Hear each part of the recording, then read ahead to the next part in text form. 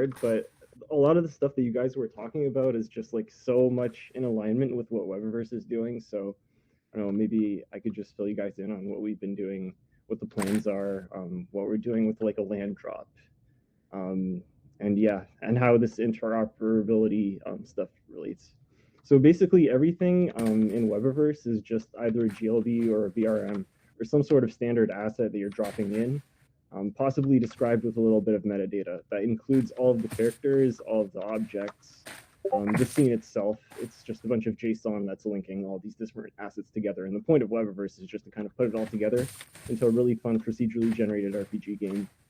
And since everything is actually declarative, this allowed us to integrate a lot of AI features and like a lot of really high-tech stuff. So for example, all these characters have their own personalities.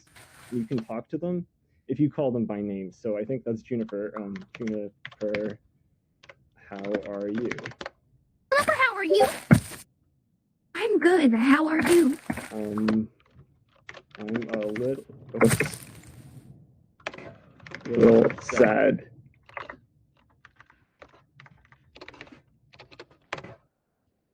Little sad? Why? Whatever, you get the point. But another thing that you can do is this is already enabled, and you'll see what happens with my character. Whatever, you get the point, but another thing that you can do is this is already enabled, and you'll see what happens with my character. Lol. Anyway, so you do have speech to text and text to speech both ways. We're also going to be integrating actions that are compatible with the JSON descriptors for all these different characters. So the character can actually perform the actions that the AI dictates.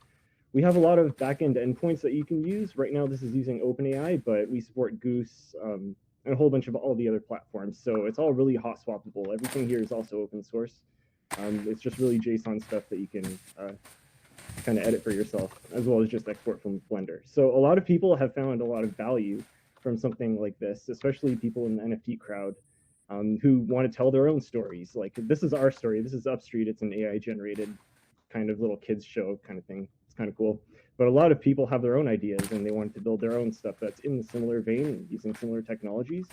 So what we're probably going to be doing is we're partnering with MetaDrop, but we're probably also going to be doing an NFT drop that includes land.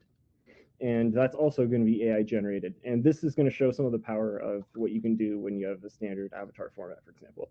So not only are the characters all AIs, they're 100% basically alive and fully working in the game, but also you have a whole bunch of different contexts that you can put your characters in, like the UI panels. You can even kind of change your emotions for your character over here. And this also allows us to integrate AI features into, for example, our map view. Like, here's our character, and the character will actually comment on the section of land that you're going to select. Neo, I don't know what to say to Neo. It's just so amazing. It's like a cyberpunk dream come true. It's like Blade Runner, but without the rain. And so a lot of people are getting really interesting ideas of how this kind of system can be used for their own stories, where you just input your lore for your parcel, and you get a whole bunch of AI-generated content out of that. By the way, everything here will actually work, and it's all instantly generated by the AI. So there's no actual content here. We just kind of seeded the lore, and the AI went and did their own thing with it. Summit no Surrey. I don't know how to say this, but I don't think anyone's gonna summit Surrey. It just seems like a really pointless quest. The hip house? It's always so crowded in here. I don't know how they fit so many people in. But I guess when you're as cool as the hip house, you can do anything. And yeah, those are the main things that I kind of wanted to go through. In the future, we're actually hoping to integrate a lot of different avatar systems, as well as, of course, all of the different NFT projects, especially now that, for example, Bored Apes is doing their own metaverse. We want to be compatible with that. So actually everything in Webaverse is built around the idea of you're importing these standard formats, including NFTs. And we have just kind of a translation layer that goes between the NFT and the actual content to make it something that's alive in the world. So there's also a lot of partnership opportunities there. But for the people who are just asking a question, like, the metaverse is really cool and I want to start building it, how do you get started? Well, we're probably going to be doing a pretty cheap land drop. Anybody can acquire a piece of land. And if you're not even a storyteller yourself, you can get some pre-made lore along with your NFT, and you can just get started with building. If you know Blender, that's all you really need. Everything we're going to be doing is just going to be drag and drop, really intuitive. And it's also, of course, on the web. So VR supported, works on every single device already. Yeah, I don't really have much else to say. I hope some of you guys have seen this before, so it's not actually that new. But if there's any questions, I'd love to answer them. Yeah, I had a question. When you activated a NPC, what file format is that NPC? All the NPCs are VRMs, but what we do on top of the NPC is we just describe some metadata about them. So I can show you what that looks like.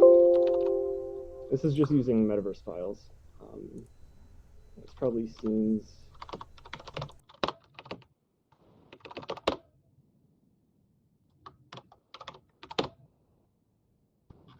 Where you're,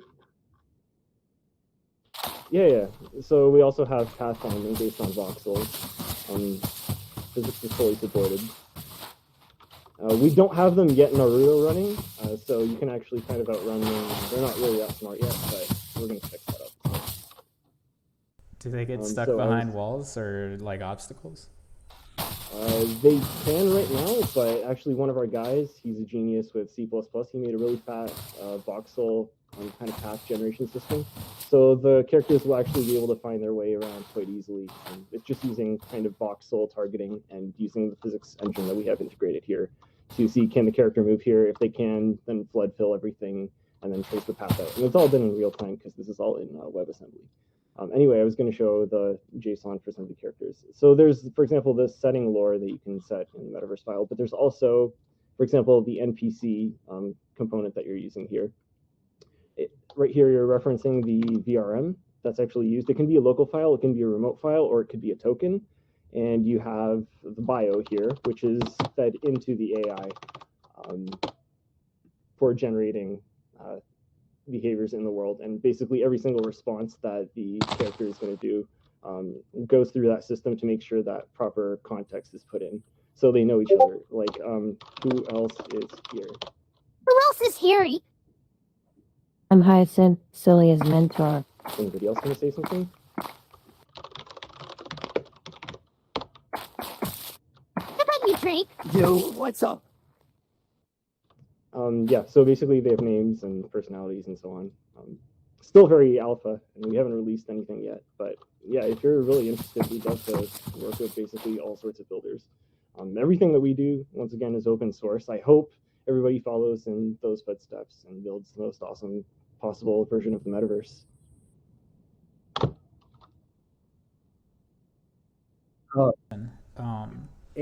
Yep. Did you have any like I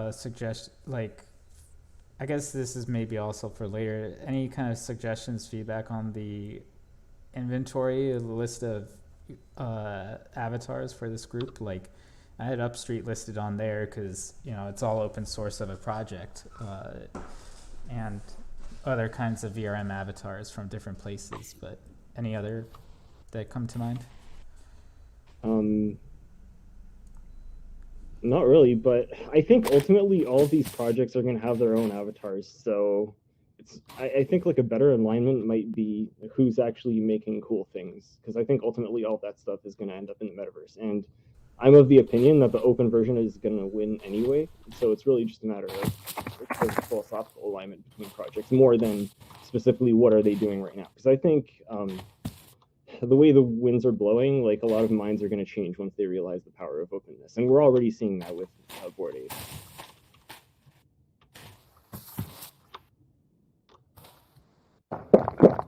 Avatar interoperability. Maybe Aves, you want to show the different fidelity versions of Avatar which you have implemented. Right, I forgot about that. So having a standard format allows us to basically reprocess the format either in real time or offline, so you don't even have to do it in the client. But that allows for things like fidelity settings for the avatar. I forget where that was. Character details, yeah. So there's high, medium, and low. The medium one will actually give you a sprite sheet version, or sorry, not a sprite sheet version of the avatar, but it's going to crunch it down to a single draw call. So we auto-generate the atlas, we merge all of the geometries, and you're not even sacrificing the skinning. The skinning completely works. You do sacrifice some of the details in the lighting because the shader is reset to basically just a straight diffuse. But otherwise, this allows us to do a huge amount of avatars. I'm hoping in the hundreds with this mode on a decent beefy computer. But if you don't have a beefy computer, we have something else. You can actually turn into a sprite sheet where you become a single draw call, and I don't think it's working right now, so I might have to reload the app. But basically what it will do is, since it knows the standard of the format, it can read the VRM metadata, where's the head, where's all the bones, and basically we can do a full 3D mapping of the avatar by putting them inside of a virtual photo booth, having them animate, and then generating a full sprite sheet version of the avatar. But I don't think it's working right now, so I can't really show it. It looks really cool though. And hopefully this is a way that projects could use to, for example, if they have a 3D asset, but they want to be in a pixel world, they could just use some of this technology to downsample to a sprite sheet that keeps the fidelity of the avatar, but yeah, basically makes it compatible with any world that you want. And something like that would allow for theoretically thousands of avatars in a world, provided that the rest of the geometry is simple. But each avatar can essentially be one draw, or the avatars could even be crunched together to have many avatars in a single draw call. So it would be extremely performant. I wish I could show you the sprite sheet stuff, but it's not going to work right now. It is really cool though. You might want to check it out. This is just up at app.webaverse.com. And you can just play with it yourself or fork it.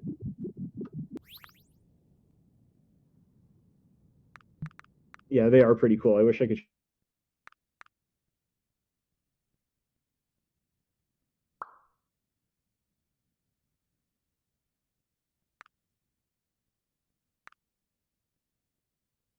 I think this is actually higher quality than Doom, by the way. Yeah, definitely. I mean, the sprites even have the crouching and the Naruto run and the jumping. Like, it is a very advanced sprite sheet, which is so cool because I don't know if you heard of Mugen. It's like a open source fighting game engine, and there's a lot of different characters. Yeah, and it feels like, you know, a step right below Mugen, which is more advanced than anything else out there, but also like yeah, I mean, Mugen sprite sheets would be big. The fact that you can reduce it to one draw call is great, but we don't need the resolution to be too huge. I mean, is there ways to kind of tweak, like, for example, like what if a platform it requires a very basic walk in 4 directions sprite sheet, you know, for interop, like World Wide Web does? Is there a way to kind of tweak the settings like that? Yeah, the way that I coded it, that's all easily changeable in the code. We haven't exposed it in the UI yet. And this is mostly just that I don't have time to do it, but we totally want to have just, for example, an export button and maybe even a full export wizard, which is like, okay, which kind of angles do you want? How much resolution do you want here? How many frames of animation do you want? And all that stuff. I hope we can just make that configurable. If you know anybody who can help with any of this stuff that I'm talking about, let me know because we're hiring like mad. Yeah, I'm just pasting in the chat here for, you know, what we've seen. This is why I made like the first issue in the Avatar Interop GitHub about aligning with Webaverse, because they're just doing so many things right in terms of implementation and tooling, and a lot of it just needs to be componentized and documented. And you know, I feel like this would be the shortest path to you know, yielding you know, best results right now for Avatar Interop. That was an amazing presentation. Not much of a presentation, but yeah, hopefully somebody got some value out of it. Any other questions, folks? A little bit over time, but it was a really great meetup. And I'm going to